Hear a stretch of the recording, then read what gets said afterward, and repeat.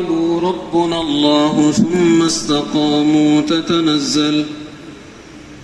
تتنزل عليهم الملائكة ألا تخافوا ولا تحزنوا وأبشروا بالجنة التي كنتم توعدون نحن أولياؤكم في الحياة الدنيا وفي الآخرة ولكم فيها ما تشتهي أنفسكم ولكم فيها ما تدعون نزلا من غفور رحيم ومن أحسن قولا ممن دعا إلى الله وعمل صالحا وقال إنني من المسلمين صدق اللہ العظیم۔ بزرگوں، دوستوں اور بھائیوں،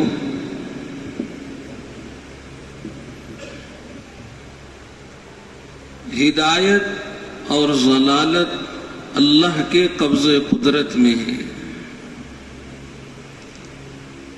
اللہ تعالیٰ جسے چاہتے ہیں ہدایت دیتے ہیں اور جسے چاہتے ہیں گمراہ کر دیتے ہیں۔ من یہد اللہ فما لہ من مضل، جسے اللہ ہدایت دے دے کوئی اسے گمراہ نہیں کر سکتا۔ ومن یضلل اللہ فما لہ من ہاد، اور جسے اللہ تعالیٰ گمراہ کر دے اسے کوئی ہدایت نہیں دے سکتا، سیدھے راستے پر لا نہیں سکتا۔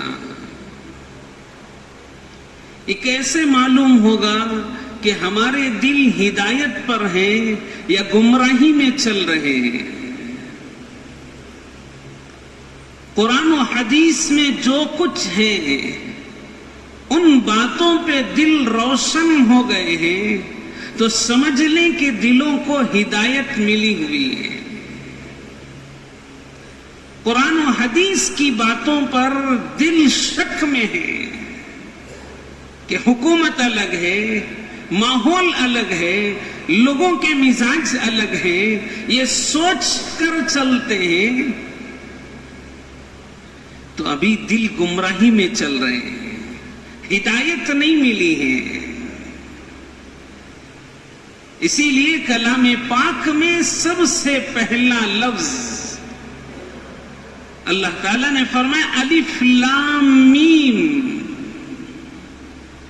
سارے مترجمین مفسرین کہتے ہیں اللہ اعلم بمرادہ بذلک۔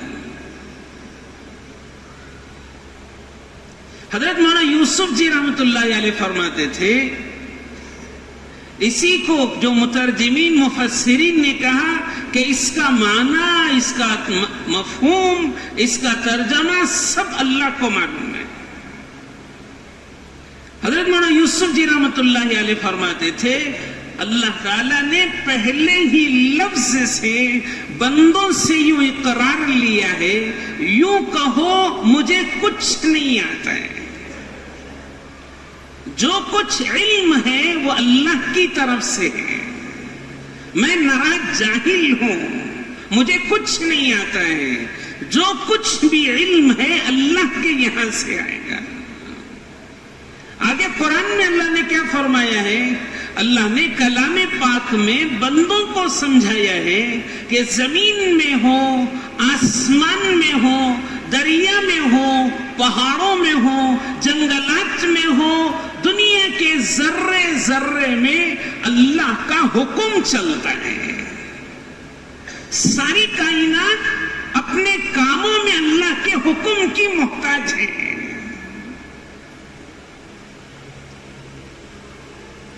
تو اللہ کا حکم ساری کائنات پر چلتا ہے، اللہ کا امر چلتا ہے۔ یہ امر کائنات کے چیزوں میں آتا ہے تو وہ چیزیں کام کرنے لگتی ہیں، یہ امر نکل جاتا ہے تو وہ چیزیں بے جان ہو جاتی ہیں۔ جیسے انسان ہے، انسان کے جسم میں روح ہے۔ آج زمانے نے اتنی ترقی کی ہے، اتنی مشینیں آ گئی، سب کچھ کے باوجود یہ نہیں بتا سکتے کہ روح کیا چیز ہے۔ علیہ السلام کے زمانے میں بھی کفار نے یہی پوچھا تھا، یسألونک عن الروح، آپ سے روح کے بارے میں پوچھتے ہیں۔ تو اللہ تعالیٰ نے فرمایا نبی جی آپ ان سے یوں کہہ دو الروح من امر ربی، روح تو میرے رب کا امر ہے، وہ روح امر آتا ہے تو یہ جسم کام کرنے لگتا ہے۔ بچہ 4 سال کا ہو تو اس کے جسم میں اللہ کا یہ امر آتا ہے، 4 مہینے میں اللہ کا یہ امر آتا ہے، تب اس کے دل کی دھڑکن بھی شروع ہو جاتی ہے، خون کی بھی رفتار شروع ہو جاتی ہے، جسم کا ہر عضو کام کرنے لگ جاتا ہے۔ پھر انسان دنیا میں آیا، اپنی زندگی گزارا، 50 سال 60 سال 70 سال جتنی زندگی گزارنی تھی گزار لیا، اب دنیا سے جاتا ہے تو کیا جاتی ہے اس کے اندر سے؟ جسم باقی ہے، طاقتور ہے، اس کا جسم باقی ہے، آنکھیں بھی ہیں، دماغ بھی ہے، کان بھی ہے، زبان بھی ہے، ہاتھ پیر بھی ہے، دل بھی ہے، سب کچھ ہے۔ کیا نکل گیا اس کے اندر سے؟ روح نکل گئی۔ وہ روح اللہ کا امر ہے، وہ امر آیا تو وہ جسم کام کرنے لگا، اور امر جو ہی نکل گیا تو جسم بے جان ہو گیا۔ آنکھ ہے دیکھ نہیں سکتی، دماغ ہے سوچ نہیں سکتا، کان ہے سن نہیں سکتے، زبان ہے بول نہیں سکتے، دل ہے دھڑکتا نہیں ہے، ہاتھ پیر ہے کام نہیں کرتے، سب پر اللہ کا امر تھا، وہ امر نکل گیا ہے۔ اسی امر سے زندگی گزارتا تھا، وہ اللہ کا امر نکلا تو بے جان ہو گیا ہے۔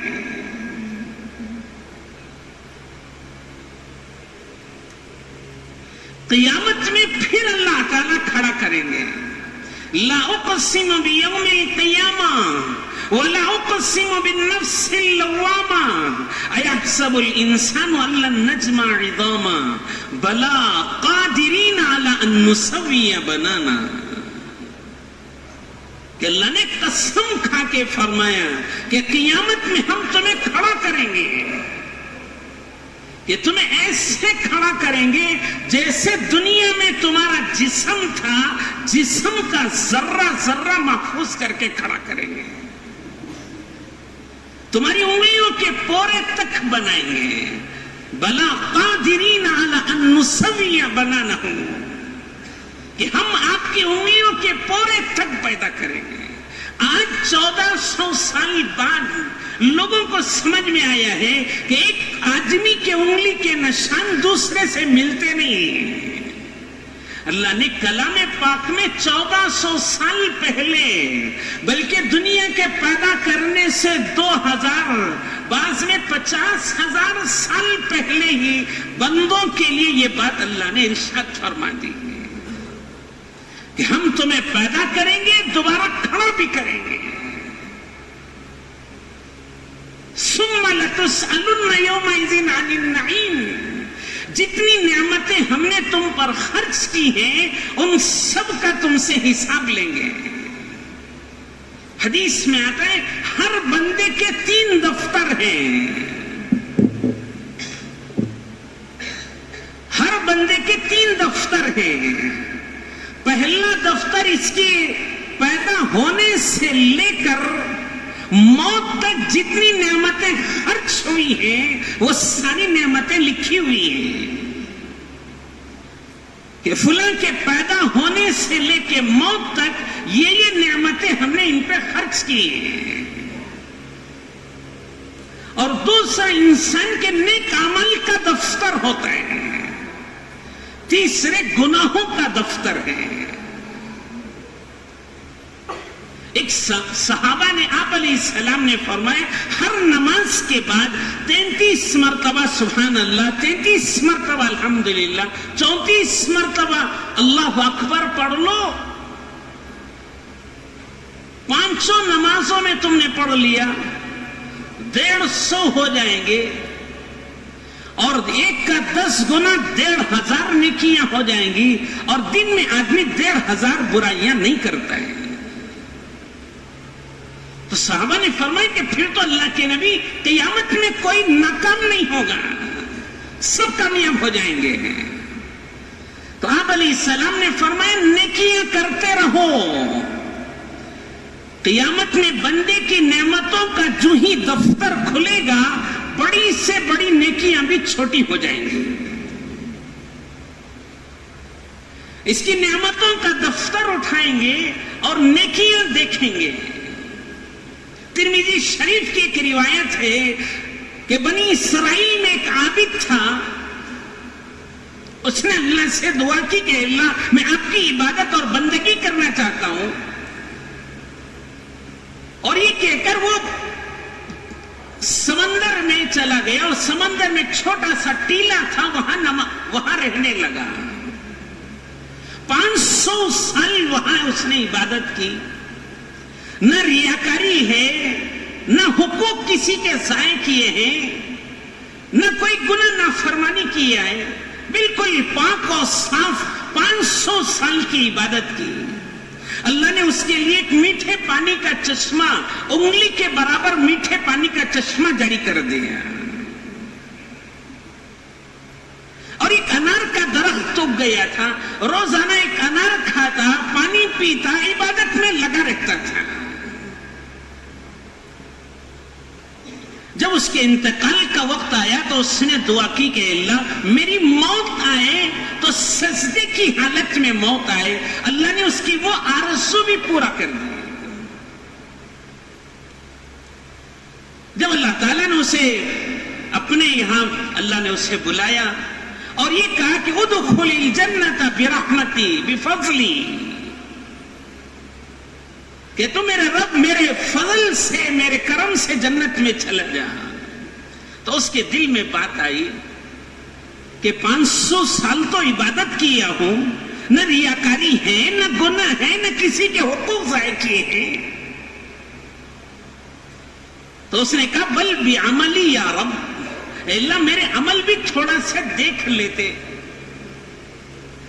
تو اللہ تعالیٰ نے حکم دیا فرشتوں کو اچھی بات ہے، اس کے اعمال بھی اٹھا لو، اور ہم نے اس کے اوپر جتنی نعمتیں خرچ کی ہیں وہ نعمتوں کا بھی حساب لگا لو۔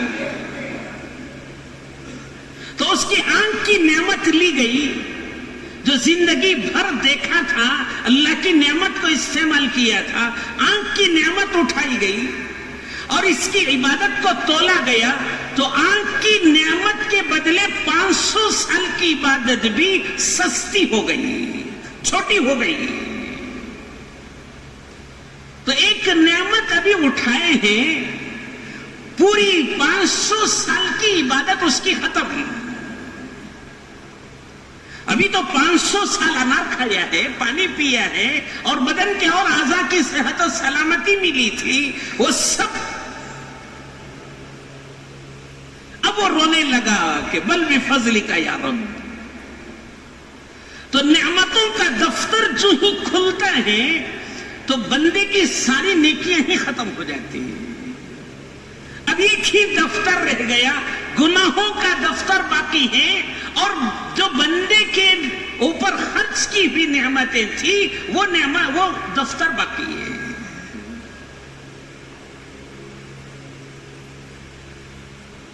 تو اسی لیے آپ علیہ السلام نے فرمایا کہ اللہ تعالیٰ سے مانگو تو یوں کہو اللہم حاسبنی حسابا یسیرا۔ آپ نے فرمایا جانتے ہو حساب یسیر کیا ہے؟ اللہ تعالیٰ بندے کو اپنے سامنے بلائیں گے اور بلا کر اس سے کہیں گے دیکھو جی تم نے یہ کیا ہے، یہ کیا ہے، سب بندے کو گنوائیں گے۔ بندہ سب چیزوں کا اقرار کرے گا اور اس سے یقین ہو جائے گا کہ میں تو ہلاک ہی ہو گیا۔ وہ ساری چیزیں گنوانے کے بعد دفتر بند کر کے کہیں گے جاؤ جی ہم نے تمہیں معاف کر دیا ہے۔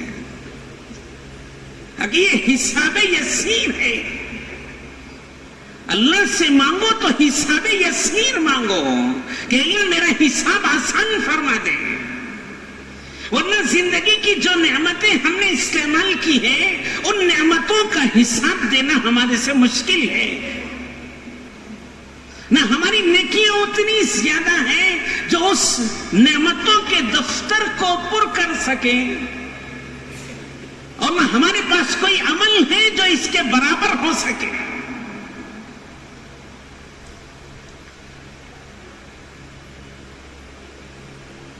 تو قیامت میں بندے کو اللہ اپنے سامنے کھڑا کریں گے. لیس بینہ و بینہم ترجمان، اللہ کے بندوں کے درمیان کوئی ترجمان نہیں ہے، بلا واسطہ اللہ سیدھے بندوں سے بات کریں گے. کھڑا کر کے پوچھیں گے عن عمرہ فیما افنا وعن شبابہ فیما ابلا وعن مالہ من این اکتسبہ وفیما انفقا وعن علمہ ماذا عملا. 5 سوالات اللہ خود کریں گے بندے سے. کھڑا کر کے پوچھیں گے بتاؤ جی ہم نے تمہیں زندگی دی تھی کہاں لگا کے آئے، جوانی دی تھی کہاں لگائے تھے، مال کمانے کے راستے کیا تھے، خرچ کرنے کے راستے کیا تھے. حلال طریقے سے تو کما لیا لیکن خرچ کہاں کیے، نفسانی معیشت میں، برائیوں میں، گندگیوں میں کہاں خرچ کیے تھے. اور جو تمہیں علم تھا، دین کی بات معلوم تھی، کتنا عمل کیے تھے، نمازیں معلوم تھی، ذکر معلوم تھا، نوافل معلوم تھے، سب کچھ سنتیں معلوم تھی، سب معلوم تھا، کرتے کتنا تھے. ہر ایک سے تنہا اللہ خود بات کریں گے. بندوں کے اللہ کے درمیان کوئی ترجمان نہیں ہوگا. اللہ خود سے پوچھیں گے بتاؤ جی یہ سب کام کیا کر کے آئے. بندے کو لا تزال قدم عبد حتی یسأل عن 5، یہ 5 جوابات جب تک بندہ نہیں دے گا قدم نہیں ہٹا سکتا ہے. تو ساری کائنات میں بھی اللہ کا حکم چلتا ہے، عالم میں بھی، دنیا میں بھی اللہ کا حکم چلتا ہے، آخرت میں بھی اللہ کا ہی حکم چلتا ہے.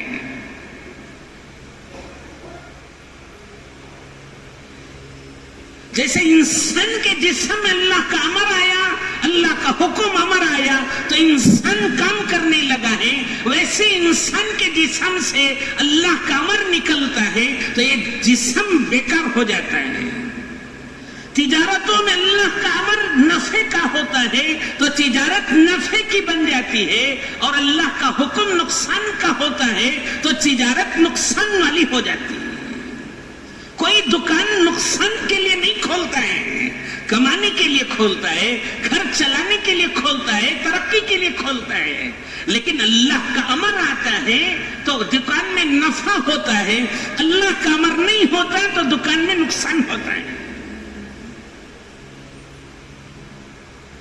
اللہ روزی دکان کے ساتھ بھی دیتے ہیں، دکان کے بغیر بھی دیتے ہیں، اسباب کے ساتھ بھی دیتے ہیں، اسباب کے بغیر بھی دیتے ہیں، کبھی اسباب کے ہوتے ہوئے بھی نہیں دیتے ہیں، سب وہی دیتے ہیں.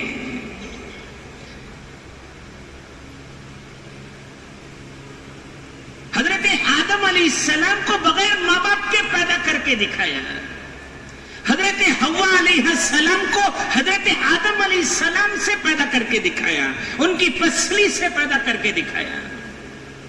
حضرت عیسیٰ علیہ السلام کو بغیر باپ کے کوئی نہیں ہے، اللہ نے پیدا کر کے دکھایا. ماں باپ صحت مند ہیں، طاقتور ہے، اولاد نہیں ہے. کسی کو لڑکے ہی لڑکے ہیں، کسی کے پاس لڑکیاں ہی لڑکیاں ہیں، کسی کے پاس دونوں ہیں. يَهَبُ لِمَن يَشَاءُ إِنَاثًا وَيَهَبُ لِمَن يَشَاءُ الذُّكُورَ أَوْ يُزَوِّجُهُمْ ذُكْرَانًا وَإِنَاثًا وَيَجْعَلُ مَن يَشَاءُ عَقِيمًا.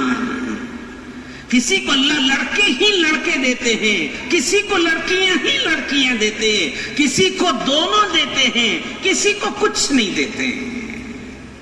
یہ سب اللہ کے امر سے ہوتا ہے، اللہ کے حکم سے ہوتا ہے. ساری کائنات اللہ کے حکم سے چلتی ہے. چیزوں میں حفاظت اللہ ڈالتے ہیں تو حفاظت آ جاتی ہے, اور اللہ حفاظت نکال لیتے ہیں تو حفاظت کی چیزیں ہی آدمی کے لیے ہلاکت کی چیزیں بن جاتی ہیں. کھانا صحت کے لیے ہے, اگر وہی کھانے کو اللہ تعالیٰ اپنا حکم بدل دے تو وہی کھانا موت کا سبب بن جاتا ہے. تو ساری کائنات میں اللہ کا امر چلتا ہے. اسی لیے ہمارے بزرگوں میں حضرت مولانا یوسف جی رحمت اللہ علیہ فرماتے ہیں, یوں کہنا چھوڑ دو کہ ہم مسلمان ہیں اس لیے ہم پر حالات ہیں. کہنا ہی چھوڑ دو, غلط جملے. یوں کہو میں مسلمان ہوں, نافرمان ہوں, اس لیے میرے اوپر حالات ہیں. ساری کائنات اللہ کی سنتی ہے, اللہ کی مانتی ہے. چاہے مسلمان ہو, کوئی اور بھی ہو, غیر ہو, یا کوئی دوسری مخلوق ہو, ساری کائنات اللہ کی سنتی ہے, اللہ کی ہی مانتی ہے.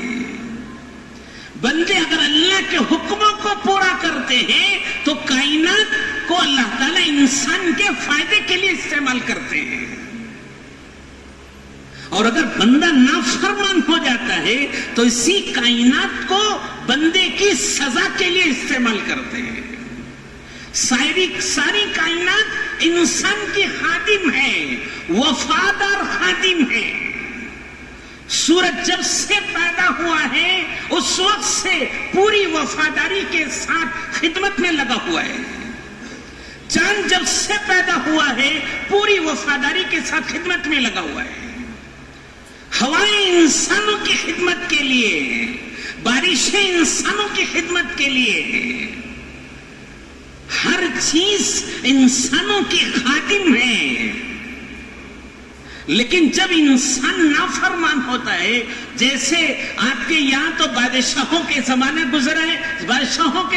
گزرے اور آپ ان کی تاریخیں بھی جانتے. بادشاہوں کے یہاں جلاد ہوتے تھے, وہ تو نوکر ہے, کام کرنے والا ہے, نوکر ہے.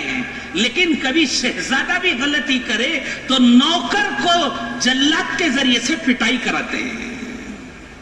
ویسے اس کائنات کا شہزادہ انسان ہے, مسلمان ہے, اس کائنات کا شہزادہ.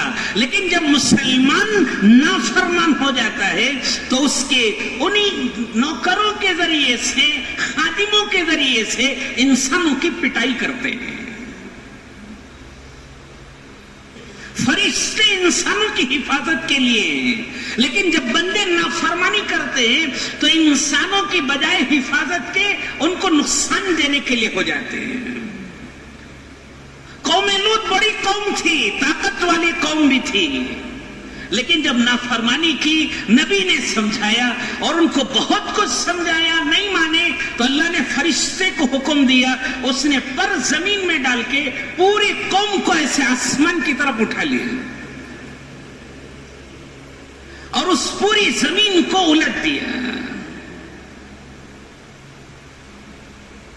ہم بھی جب کتابیں پڑھتے تھے, قصے پڑھتے, سوچتے چاہے چھوٹا سا ایک علاقہ ہوگا, 1-8 کلومیٹر کا علاقہ ہوگا, اٹھا کے پلٹ دیے. جس پانی کو وہ استعمال کرتے تھے اس پانی کے اندر سے جان نکل لیے, وہ مردہ ہو گیا پانی, مردہ سمندر ہے, بحر میت, ڈیڈ سی, مردہ سمندر ہے, اس کے اندر سے بھی جان نکل گئی. سوچتے یہ چھوٹا سا تالاب ہوگا, آدھے کلومیٹر 1 کلومیٹر کا تالاب ہوگا.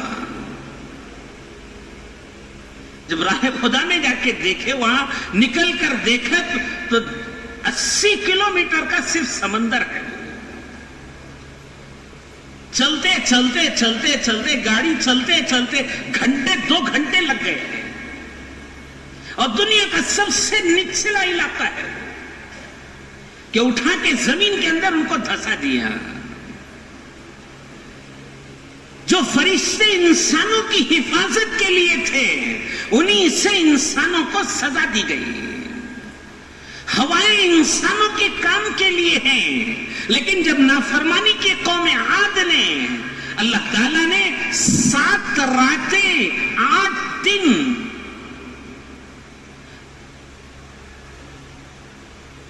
وَأَمَّا عَادٌ فَأُهْلِكُوا بِرِيحٍ صَرْصَرٍ عَاتِيَةٍ سَخَّرَهَا عَلَيْهِمْ 7 لَيَالٍ و8 أَيَّامٍ حُسُومًا فَتَرَى الْقَوْمَ فِيهَا صَرْعًا كَأَنَّهُمْ أَعْجَازُ نَخْلٍ خَاوِيَةٍ.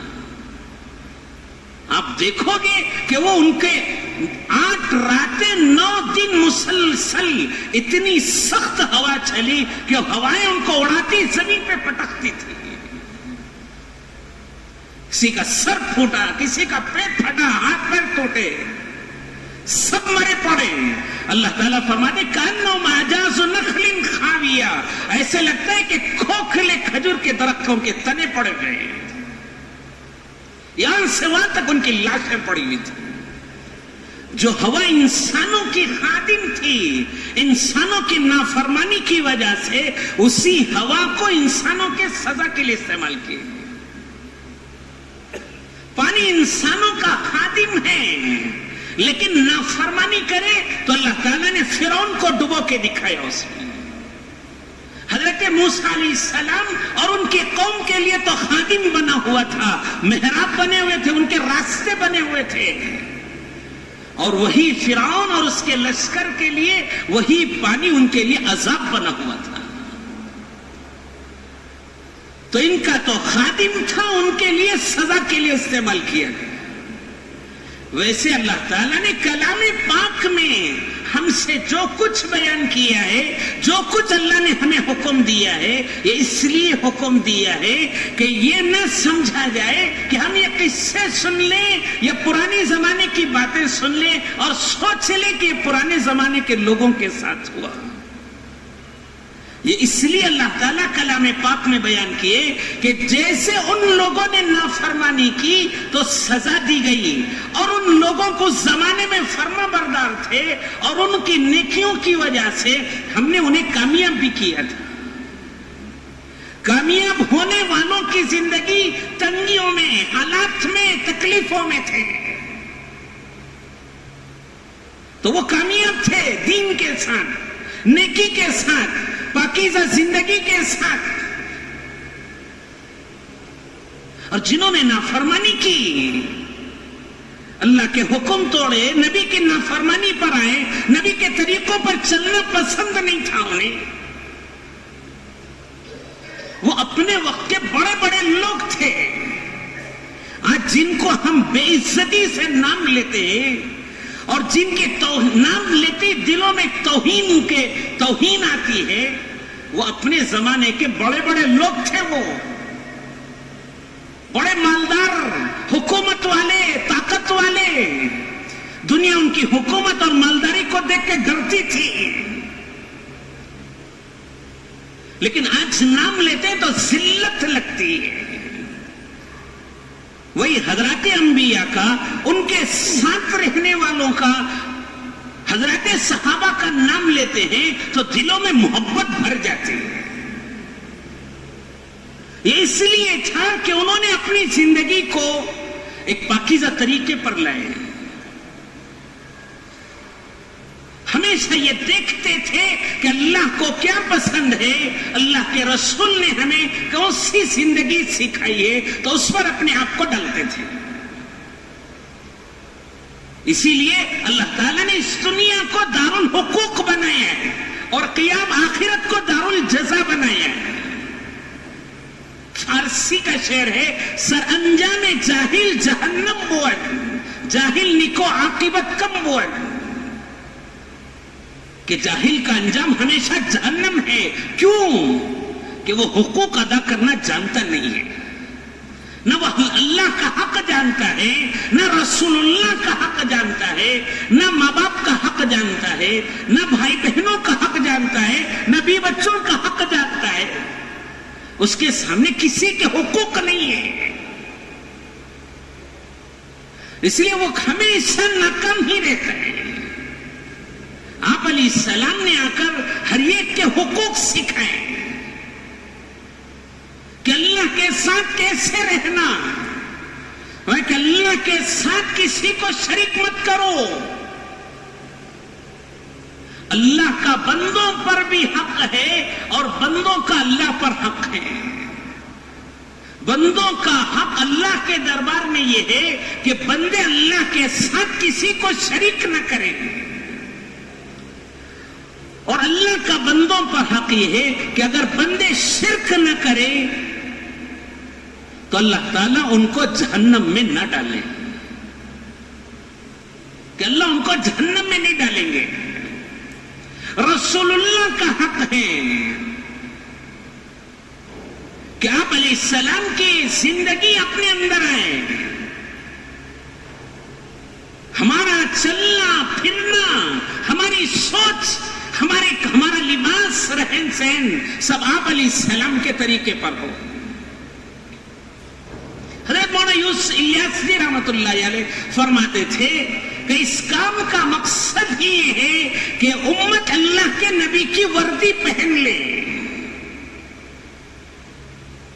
جیسے وردی دیکھ کر معلوم ہوتا ہے یہ پولیس ہے یا فوجی ہے یا اس سے آگے کوئی اور بڑا بندہ ہے یا بالکل کم درجے کا دربان ہے, لباس دیکھ کر معلوم ہوتا ہے.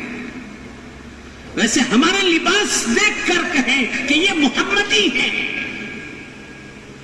حضور کے طریقے پر مر مٹنے والا ہے, حضور کے طریقے کے لیے اپنا سب کچھ لٹانے والا ہے, کہ ہماری زندگی کا ہر کام حضور کے طریقے پر ہے. اسی لیے حضرت والد صاحب نور اللہ مرقدہ فرماتے تھے ہر بول کے پیچھے ایک محنت ہے, ہم نے وہ محنت چھوڑ دی ہے, بول سیکھ لیے. ایمان کے پیچھے ایک محنت ہے, ایمان کے بول سیکھے, ایمان نہیں سیکھے. ایمان کا بیان کرنا سیکھا, ایمان نہیں سیکھا ہے. حضرت فرماتے تھے اگر سامنے سونے کا بت لا کے رکھ کر کہے کہ بھئی اس سے کچھ ہوتا ہے تو کیا بولیں گے؟ لاہور ہٹاؤ سامنے سے اسے کچھ نہیں ہوتا ہے. اگر اسے پگھلا کر بسکٹ بنا کے سامنے لاؤ تو کیا بولیں گے؟ ارے اسی سے تو کام چلتے ہیں ہمارے.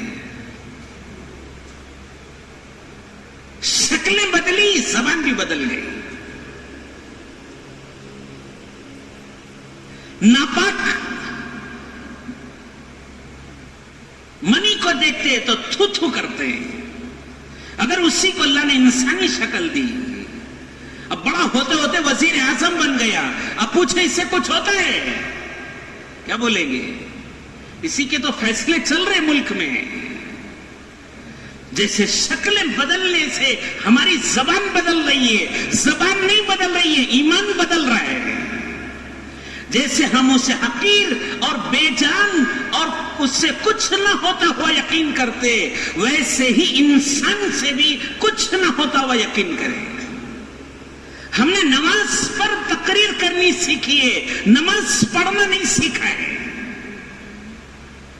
دیکھیں نماز پڑھتے کام پورے نہیں ہوتے. کیوں کام پورے نہیں ہوں گے؟ ہم نے نماز پڑھنا نہیں سیکھا ہے. انہوں نے نماز پڑھنا سیکھا تھا, گرم ریت پر مارتے تھے, گرم ریت پر لٹا کر راتوں میں کوڑے کھا کے ایمان سیکھا. رات رات کھڑے ہو کے نمازیں پڑھتے, پوری رات نمازیں پڑھتے, نمازیں سیکھی. 2 رکعت نماز پر مسئلے حل ہوتے تھے.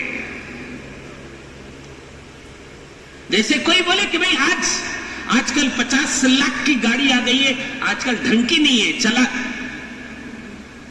اسے چلانا نہیں آتا, بیٹھ گیا تو کیا کرے گا؟ 50 لاکھ کی گاڑی ہے, خوش ہو کے گاڑی پہ بیٹھ گیا, چلانا نہیں آتا, کہاں جائے گا یہ؟ سیدھے انا للہ پڑھ دینا بٹھاتے ہی. اب بولے کہ نہیں آج کل کی گاڑیاں اچھی نہیں ہیں, کیا بولیں گے؟ تو نے چلانا نہیں سیکھا ہے. چلانا سیکھ کے دیکھ گاڑی چلانے میں کتنا مزہ آتا ہے. ویسے ہم نے نماز پڑھنی نہیں سیکھی. نماز پڑھنا سیکھے تو تکبیر تحریمہ پر رکعت باندھتے ہی نماز میں لذت آئے گی. پوری رات گزر جائے گی, معلوم نہیں ہوگا 2 رکعت ہی ہمارے ہوئے اور رات ختم ہو گئی. حضرت فاطمہ رضی اللہ عنہ 2 رکعت نماز پڑھتی، سلام پھیرتی، فجر کی اذان، کہتے اللہ کتنی چھوٹی رات ہے تیری، 2 رکعت بھی اس میں پورے نہیں ہوتے ہیں. تو ہم نے نمازوں پہ محنت نہیں کی تو نمازیں ہماری نہیں بنی. نماز کے بیان پر ہم نے محنت کی تو نماز کا بیان کرتے ہیں. ذکر کا بیان کرنا ہم نے سیکھا ہے، ذکر کرنا نہیں سیکھا ہے. تو آدھا گھنٹہ بھی ذکر کے لیے نہیں بیٹھتے، بیان آدھا گھنٹہ کرتے ہیں. حضرت والد صاحب اللہ مرکزو فرماتے تھے ہمارے ہر بول کے پیچھے محنت ہے اور اس محنت کو ہم نے چھوڑ دیا ہے. آپ علیہ السلام کی سنتیں وہ ایک محنت ہے، اس سے ایک پاکیزہ زندگی اپنے اندر آئے. ہماری زندگی کی ہر ادا وہ آپ علیہ السلام کے طریقے کے مطابق ہو.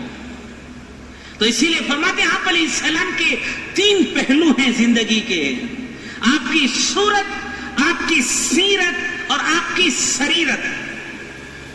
آپ کی صورت ہے کہ چہرہ مہرا، رنگ، لباس یہ آپ علیہ السلام کے طریقے پر ہو جائے. صورت و شکل میں حضور کے طریقے کے مطابق ہو جائے. سیرت ہے کہ حضور نے جو زندگی سکھائی ہے اس زندگی کو اپنے اندر لانے کی محنت کرے. حضور نے ماں باپ کے حقوق سکھائے، ماں باپ کا حق ادا کرنا سیکھیں. آپ نے فرمایا الجنت تحت اقدام امہاتکم کہ جنت تمہارے ماں کے قدموں کے نیچے ہے، ان کو خوش رکھنے کی فکر کرو. اور فرمایا الاب اوسط ابواب الجنہ کہ باپ جنت کا صدر دروازہ ہے. ایک صحابی حضور کے پاس آئے اور آ کر کہنے لگے کہ اللہ کے نبی میرے ابا میرا مال بغیر اجازت کے لے لیتے ہیں، وہ استعمال کر لیتے ہیں. اور انہوں نے والد صاحب کی شکایت کر دی. حضور نے ان کو بلوایا. جب وہ وہاں سے نکلے تو نکلتے ہوئے ان کی زبان پر کچھ جملے تھے، دل میں، زبان پہ بھی نہیں آئے، دل میں کچھ جملے تھے.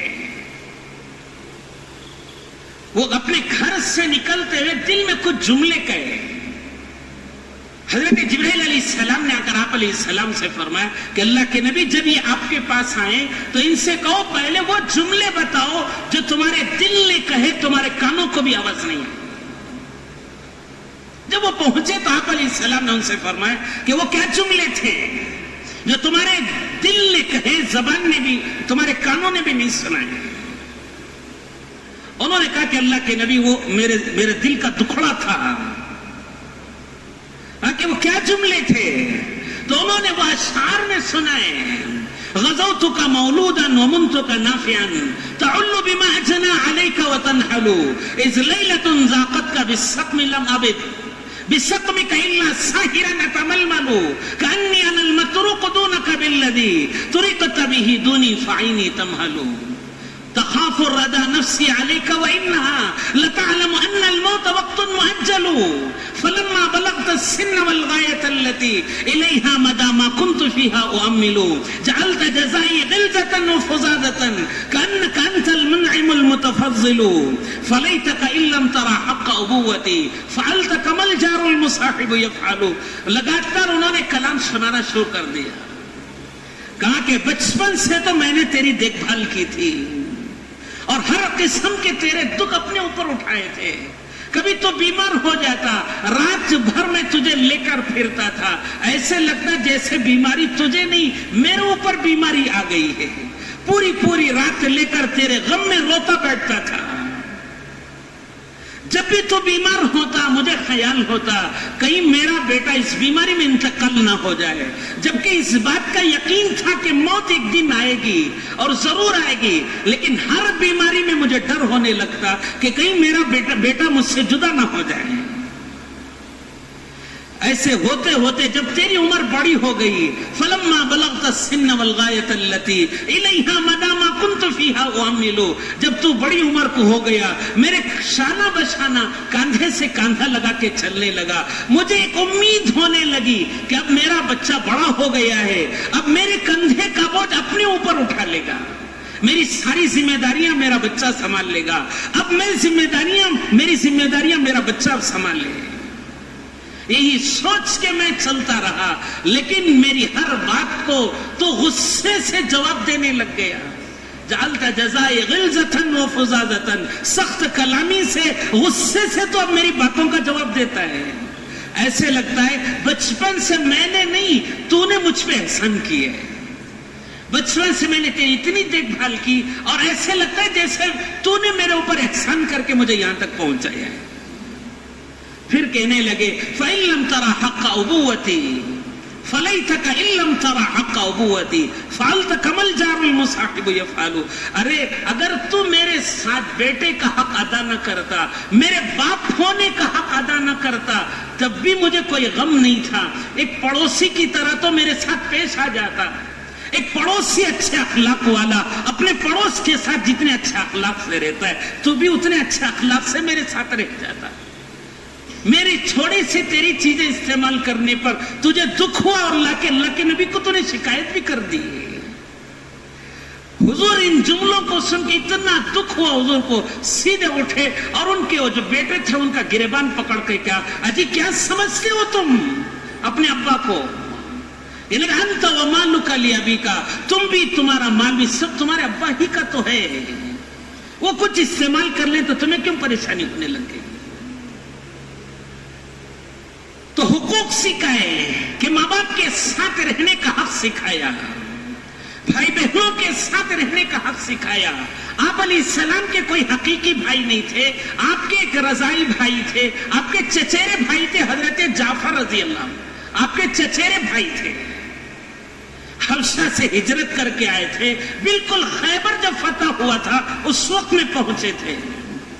حضرت عائشہ رضی اللہ عنہ فرماتی ہے آپ علیہ السلام کا معمول اپنی چادر اوپر چادر اوڑھ کے جانے کا تھا، لیکن جس دن حضرت جعفر رضی اللہ عنہ کی آمد کی خبر پہنچی اور تو آپ علیہ السلام اتنی خوشی میں باہر نکلے کہ آپ کے چادر کا کچھ حصہ جسم مبارک پر تھا اور کچھ حصہ زمین پر تھا، ایسے جا کے بڑے خوش ہو کے گلے سے لگایا کہ آپ فرمانے لگے مجھے معلوم نہیں ہو رہا ہے کہ مجھے خوشی بقدوم جعفر ام بفتح خیبر، خیبر کی فتح کی خوشی زیادہ ہو رہی ہے یا میرے بھائی کی آمد کی خوشی زیادہ ہے؟ بھائیوں کے ساتھ رہنے کا طریقہ سکھایا، بہنوں کے ساتھ رہنے کا طریقہ سکھایا۔ آپ کی کوئی حقیقی بہن نہیں تھی، رضائی بہن تھی حضرت شیمہ رضی اللہ عنہ۔ وہ ایک علاقہ فتح ہوا، وہاں قید ہو کر کچھ لوگ آئے، ان میں سے حضرت شیمہ بھی تھی۔ انہوں نے کہا کہ آپ اپنے نبی سے کہو کہ ان کی بہن بھی شیمہ اس میں ہے۔ تو جب لوگوں نے آپ علیہ السلام سے کہا کہ اللہ کے نبی قیدیوں میں ایک عورت ہے، وہ اپنا نام شیمہ بتلاتی ہے اور وہ کہتی کہ آپ کی بہن ہے، آپ نے کہا میری بہن شیمہ ہے۔ آپ بڑے خوش ہوئے، آپ نے کہا میری بہن کو بلاؤ۔ آپ نے بلایا، آپ نے چادر بچھا دی کہ بہن اس پہ سے چڑھ کے اس پہ قدم رکھ کے آؤ۔ تو انہوں نے اٹھا کے سر پہ رکھ لیا کہ یہ پیروں پہ نہیں سر پہ رکھنے کے لائق ہے۔ حضور نے اپنے قریب بٹھایا، بہت دیر تک باتیں کی، بچپن کی یادیں سنائی، بچپن کی بہت ساری باتیں کی۔ پھر آپ نے فرمایا کہ بہن اگر تم میرے ساتھ چلنا چاہو تو مدینے میں تمہارے لیے ٹھکانہ بنا دوں گا، یا اگر تم واپس جانا چاہو تو سفر کی تیاری کر دوں گا۔ انہوں نے کہا کہ نہیں اللہ کے نہیں، مجھے اپنے گھر واپس جانا ہے۔ لوگ پوچھتے تھے کہ تیرا بھائی تو بڑا ہو گیا ہے، تجھے کہاں پہچانے گا؟ وہ تو حضور کو بہت چھوٹی عمر میں دیکھے تھے، اب کہتے وہ لوگ بھی کہتے تھے کہ تیرا بھائی کہاں پہچانے گا، اب تو بہت بڑے ہو گئے وہ۔ میں جا کے لوگوں سے کہوں گی کہ اللہ نے مجھے ایسا بھائی دیا ہے، نہ زمین نے دیکھا ہے نہ آسمان نے ایسا بھائی دیکھا ہے، کہ حضور نے اپنے گھرانے کی خواتین سے کہا کہ میری بہن واپس جا رہی ہے، انہیں ہدیے دو۔ تو گھروں میں ہر ایک کے اتنے ہدیے پہنچے کہ اونٹنی ہدیوں سے بھر گئی. دکھائے کہ اپنی بہنوں کے ساتھ کیسے رہنا ہے. لیکن میراث کا حق بھی مار لیا, اپنا بھی حق مار کھاتے ہیں, بھائیوں کا بھی چھین لیتے, بہنوں کا بھی چھین لیتے. کوئی زندگی ہے یہ؟ جانور پنا ہے کہ کسی کا خیال نہیں. حضور نے حقوق سکھائے کہ کیسی پاکیزہ زندگی گزارنی چاہیے, کیسی اچھی زندگی گزار سکتے ہیں. ہر ایک کے ساتھ حقوق سکھائے کہ ہر ایک کے ساتھ رہنے کا حق ہے, ہر ایک کے ساتھ جینے کا سلیقہ سکھایا ہے. ایک صحابی حضرت عدی, یہ حاتم تائی کے بیٹے, بڑے آدمی تھے.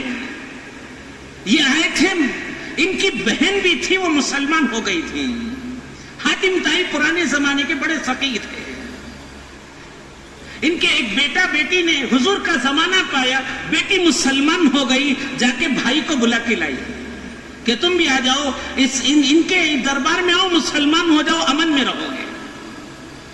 وہ تو آ گئے, لیکن دل قبول نہیں کر رہا تھا کہ حضور کے آس پاس غریب مسلمان ہیں, ان کے ساتھ کیسے بیٹھے, کیسے رہے ہیں. آپ علیہ السلام نے ان کو قریب بلایا, بلا کر آپ علیہ السلام نے فرمایا کہ عدی مسلمان ہو جاؤ. تو انہوں نے کہا انا فی دین, اللہ کے نبی میں بھی ایک دین پر ہوں. تو آپ علیہ السلام نے فرمایا انا اعلم بدینک منک, اجی تمہارے دین کو تم سے زیادہ میں جانتا ہوں. وہ آپ علیہ السلام کو دیکھنے لگے, میرا مذہب ان کو کیا معلوم ہے. تو آپ نے فرمایا انت من الرکوسیتی وانت تاکل مرباع القوم, تم نصارہ کا ایک قبیلہ ہے رکوسیہ, اور اس خاندان میں اور اس طبقے میں, نصارہ کے اس طبقے میں زکوٰۃ کا مال کھانا حرام ہے, اور تم لوگوں کی زکوٰۃ لے کے کھاتے ہو. وہ تو ایک دم سے حیران ہو گئے کہ میری تو اندر کی اتنی باریک بات ہمارے مذہب کے بڑے لوگوں کو بھی معلوم نہیں ہے. آپ نے فرمایا تم رکوسیہ سے ہو اور یہ لوگوں کا ربو لے کر کھاتے ہو اسے. پھر آپ علیہ السلام نے فرمایا عدی کس چیز کی وجہ سے پیچھے ہٹ رہے ہو. پھر آپ نے فرمایا ایک وقت آئے گا کہ اللہ تعالی کسرا کو فتح کریں گے. حضرت عدی کود کے پڑ گئے کہ کسرا اس زمانے کے سپر پاور طاقت, سب سے بڑی طاقت تھی دنیا کی. کہا کہ کسرا بن ہرمز. آپ نے فرمایا کہ ہاں کسرا بن ہرمز فتح ہوگا. تو حضرت عدی آنکھیں پھٹی کی پھٹی رہ گئی کہ کسرا فتح ہوگا مسلمانوں کے ہاتھوں. پھر آپ نے فرمایا کہ عدی ایک عورت یمن سے چلے گی, اور یمن سے چل کر اکیلی مکہ مکرمہ آئے گی, اپنی ذمہ داری حج عمرہ پورا کرے گی, پھر وہ اطمینان سے اپنے علاقے جائے گی. نہ کوئی اس کی جان پہ ہاتھ ڈالنے والا ہوگا, نہ کوئی اس کی عزت پر, نہ مال پہ کوئی غلط نگاہ ڈالنے والا نہیں ہوگا. حضرت عدی دل میں کہنے لگے میری قوم کے ڈاکو کہاں مر جائیں گے, وہ تو کسی کو بھی آنے نہیں دیتے. پھر تیسرا آپ علیہ السلام نے فرمایا کہ عدی ایک زمانہ آئے گا کہ آدمی زکوٰۃ کا مال لے کر پھرے گا, کوئی لینے والا نہیں ملے گا اسے, سب دینے والے ہوں گے, کوئی زکوٰۃ لینے والا نہیں ملے گا. حضرت عدی رضی اللہ عنہ فرماتے آپ علیہ السلام کا زمانہ پاک گزرا, پھر حضرت صدیق اکبر کا زمانہ گزرا, پھر حضرت عمر رضی اللہ عنہ کے زمانے میں اللہ تعالیٰ نے کسرا کو فتح کیا, اور اس میں یہ بھی تھے. اور دوسرا ایک مرتبہ حضرت عمر رضی اللہ عنہ مطاف میں کھڑے ہوئے تھے. حضرت عمر رضی اللہ عنہ سے لوگ آتے مسئلے پوچھ کے جاتے تھے. ایک مرتبہ یہ بھی حضرت عدی حضرت عمر رضی اللہ عنہ کے ساتھ کھڑے ہوئے تھے. ایک خاتون آئی, مسئلہ پوچھ کے جانے لگی. تو حضرت عمر رضی اللہ عنہ نے پوچھا کہ بیٹی کہاں سے آئے ہو؟ انہوں نے کہا حضرت یمن سے آئی ہوں. بیٹی تمہارے ساتھ کون ہے؟ تو انہیں لگی سوائے اللہ کے کوئی نہیں, اکیلی آئی ہوں. حضرت عدی کھڑے ہو کے دیکھ رہے، برسوں پہلے حضور نے کہا تھا اور وہ ساری باتیں آج پوری ہو رہی ہیں. میرے بیٹی کیسے پایا علاقوں کو؟ یہ لگے کہ حضرت سارے علاقوں میں سب میرے باپ بھائی کے درجے میں تھے، کوئی نہ میری جان پر، نہ عزت پر، مال پر کوئی بری نگاہ ڈالنے والا نہیں، سب مجھے میرے عزت احترام سے آگے بڑھاتے. ایسے لگتا ایک علاقے سے دوسرے علاقے کو جانا جیسے گھر کے ایک کمرے سے دوسرے کمرے ہیں، کوئی ڈر نہیں، کوئی خوف نہیں. ان کا زمانہ بھی گزر گیا. حضرت عمر رضی اللہ عنہ کا زمانہ گزرا، حضرت عثمان رضی اللہ عنہ کا، حضرت علی کا، حضرت حسن کا، حضرت معاویہ رضی اللہ عنہ کا ایک زمانہ گزرتا گیا. حضرت عمر ابن عبدالعزیز رحمت اللہ علیہ کے زمانے میں لوگ زکوٰۃ کا مال لے کر چلتے تھے، صبح سے شام تک غریب کو تلاش کرتا، کوئی غریب نہیں ملتا جسے وہ زکوٰۃ کا مال دے سکے. شام کو لا کے بیت المال میں دے دیتا کہ مجھے کوئی غریب نہیں ملا ہے، اگر آپ کو کوئی غریب مل جائے تو اسے آپ دے لو. تو دین آتا ہے تو سب کچھ ہوتا ہے، محنت ہوتی ہے تو سب کچھ ہوتا ہے. آج محنت کے چھوٹنے کی وجہ سے خود ہم نے بھی اپنے حقوق ادا کرنا چھوڑ دیے، حقوق کے مطالبے پر آ گئے، حقوق ادا کرنے کی ہمتیں بھی ختم ہو گئی. دین آتا ہے تو حقوق ادا کرتے ہیں اور قیامت میں حقوق کے ہی بدلے ملیں گے. دنیا دار الحقوق ہے، آخرت دار الجزا ہے. آخرت میں جو کچھ دنیا میں کیا ہے اسی کا بدلہ آخرت میں لیا جائے گا. تو اس کے لیے اللہ کے راستے میں نکال کر اس کی محنت کرائی جاتی ہے کہ اپنی زندگی کو صحیح رخ پر لایا جائے. ہر ایک اپنی زندگی کے بارے میں سوچے کہ میری زندگی کتنی دین پر ہے اور کتنی زندگی میری دین سے ہٹی ہوئی ہے. عبادتیں ہیں، دین میں عبادت ہے، نمازوں کا کیا حال ہے، نمازیں کتنی پڑھتا ہوں، کتنی چھوڑتا ہوں، پڑھتا ہوں تو بھی کیسی نمازیں پڑھتا ہوں. آج ہماری نمازوں کا حال یہ، حضرت مولانا یوسف جی رحمت اللہ علیہ فرماتے تھے، آج ہماری نمازوں کا حال یہ ہے کہ دنیا کی باتیں کرتے کرتے نماز میں آتے ہیں، دنیا سوچتے سوچتے نماز بھی پوری کر لیتے ہیں. ایک عادت سی بنی ہوئی ہے کہ تکبیر تحریمہ پر رکعت باندھے ہیں، سلام پھیرنے پر نماز سے نکل گئے، درمیان میں کیا ہوا کچھ بھی معلوم. تو دین کا مطلب ہے کہ ہماری عبادات، نمازیں کیسی ہو رہی ہیں، اپنی نمازوں کو درست کرنا، قرآن کی تلاوت کا ہمارا اہتمام کتنا ہے، صبح شام کی تسبیحات کتنی پڑھتے ہیں، صبح شام کی دعاؤں کا اہتمام کتنا ہم کرتے ہیں. روزہ، زکوٰۃ، حج تو ہمارے ذمہ ہے، وہ سال میں ایک مرتبہ ہوتا ہے، لیکن روزانہ 5 وقت اللہ کا منادی ہمیں بلاتا ہے. اللہ تعالیٰ کہتے ہیں ان الصلاۃ کانت علی المؤمنین کتابا موقوتا، کہ بے شک ہے یہ بات کہ نماز مسلمانوں پر وقت مقرر کر کے فرض کی ہے، ذمہ داری دی ہے نماز پوری کرنے کی، وقت مقرر کر کے نماز دی.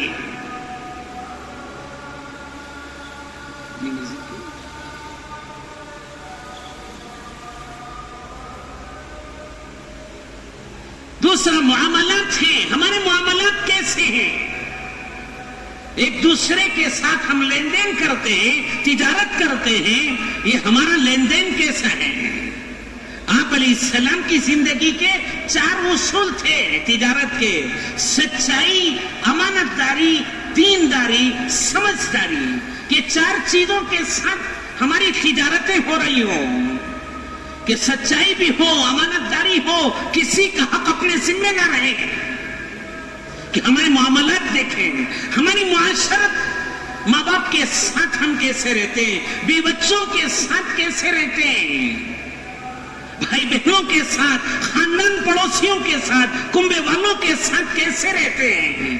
یہ سب ملا کر ایک چیز ہے معاشرت، اخلاق. کہ ہماری پوری زندگی میں کسی سے بھی ہم ملتے ہیں، مسلمان سے ملے، غیر سے ملے، کسی سے بھی ہم جو سامنا کرتے وہ سامنا کیسے کرتے ہیں، کن اخلاق سے کرتے ہیں، ایک دوسرے کے ساتھ ملتے جلتے تو کیسے ہیں.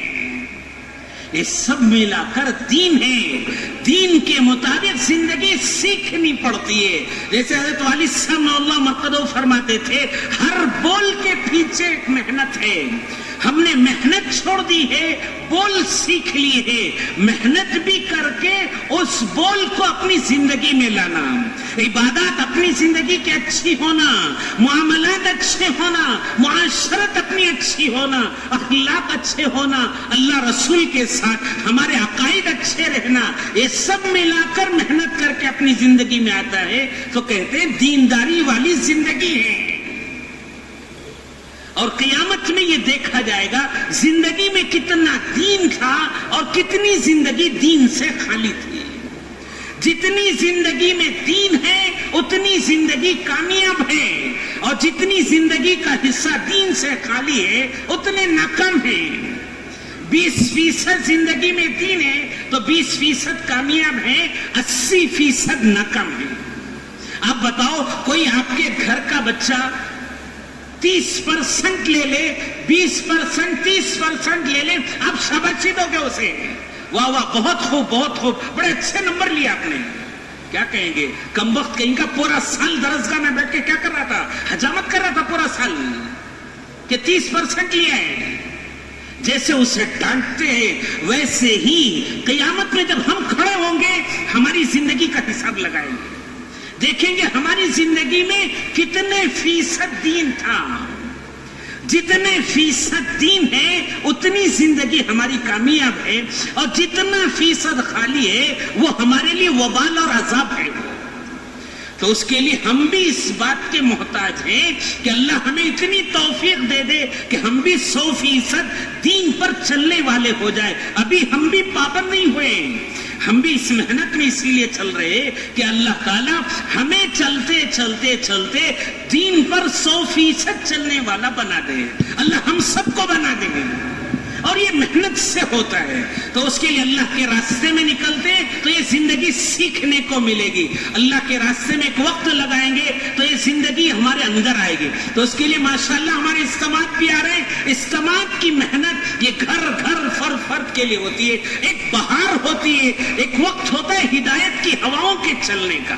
اس وقت میں ہمت کر کے ہم لوگ چلے جاتے تو ہمارا حصہ لگ جاتا ہے. اس کے لیے نیت ہے انشاءاللہ اب تک کی زندگی میں جو غفلت ہو گئی اللہ اسے معاف کر دے. ارے آمین تو کہو یار. آگے نیت کرو انشاءاللہ جتنی زندگی باقی ہے بقیہ زندگی اللہ کے دین کو دنیا میں زندہ کرنے میں لگائیں گے بھائی.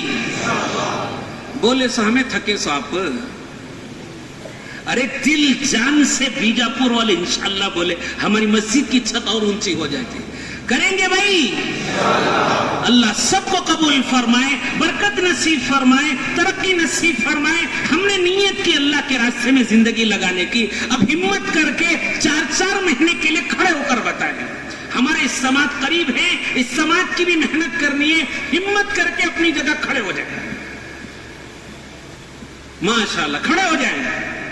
ماشاءاللہ ماشاءاللہ. اپل دینے سے ایک جماعت کب سے اجتماع سے پہلے, اور بتائیں بیساتی ماشاءاللہ. انفرادی بتائیں, جماعتیں بتائیں. چاندپور حلقے سے